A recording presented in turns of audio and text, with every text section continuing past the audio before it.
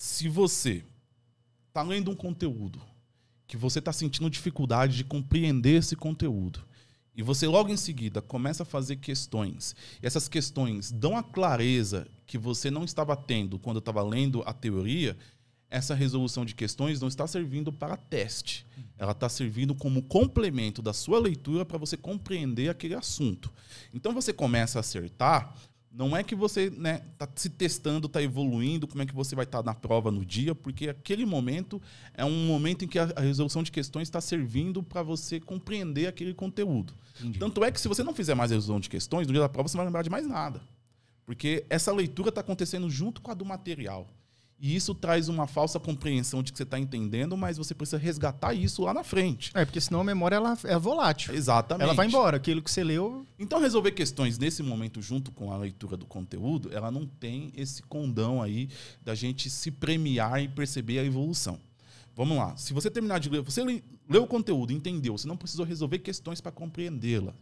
Agora você vai fazer teste. Nesse aspecto, os testes, a resolução de questões, elas não têm o papel de você compreender o assunto. Elas têm o papel, talvez, de testar você, de ver a sua evolução. Só que se você ler o conteúdo e logo em seguida, no mesmo dia, fazer a resolução de questões, a sua margem de acerto é muito grande, porque a coisa está fresca na memória. E aí você vai estar se enganando.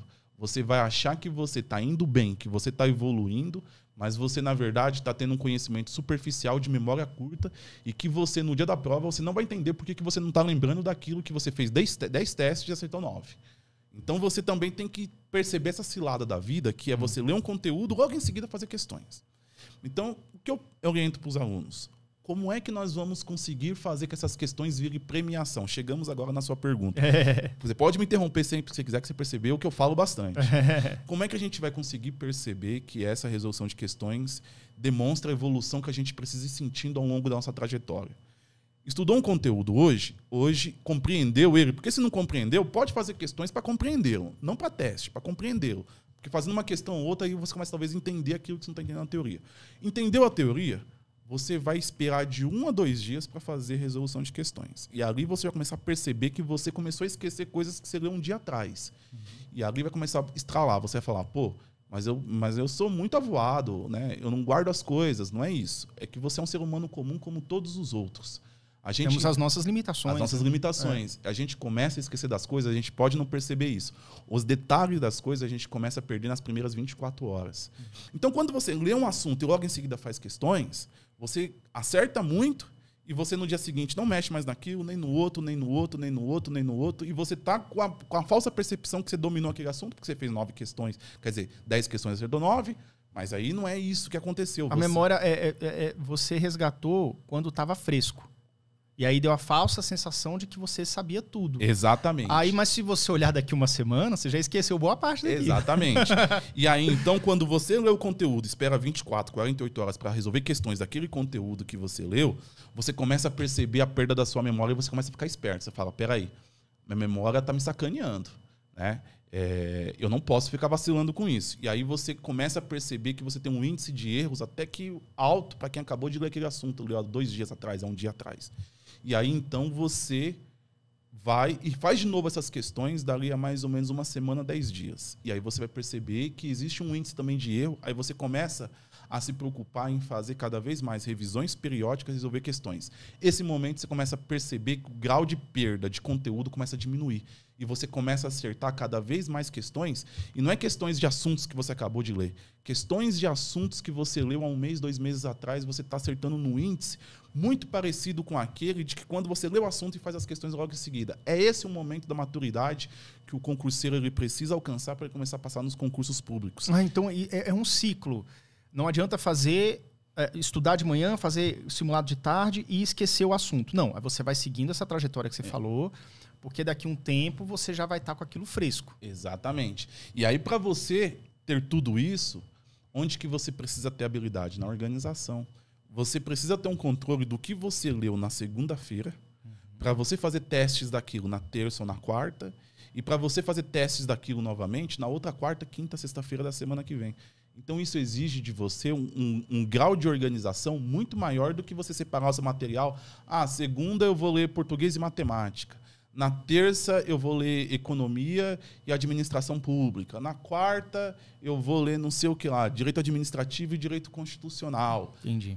Vai exigir um grau de maturidade e de organização muito maior quando você percebe a necessidade que você tem de organizar as revisões, o exercício de questões de um jeito em que você evolua, perceba a evolução e você, então, perceba essa autorrecompensa que você está conseguindo conquistar ao longo do caminho e que vai deixar você cada vez mais motivados.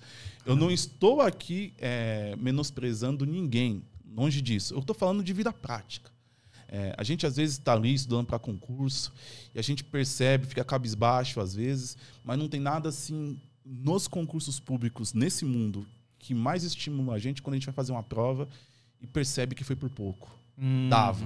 A gente foi por muito pouco. Ou então a gente está conversando com um colega que não tem esse grau de maturidade na organização e ele começa a falar umas coisas que você percebe que ele está muito perdido nas ideias. Eu não estou aqui, né, querendo dizer que a gente tem que ficar feliz pelo desespero do outro, porque o outro está dando certo. Não, mas eu tô falando que a felicidade nasce na gente porque a gente percebe que está no caminho certo, na organização dos estudos, na evolução. E são esses pequenos prêmios que a gente consegue se manter focado. Porque eu falo, eu não consigo, porque eu tenho minha mentoria, tenho meus mentorandos, eu não consigo deixar uma pessoa estimulada que está estudando errado.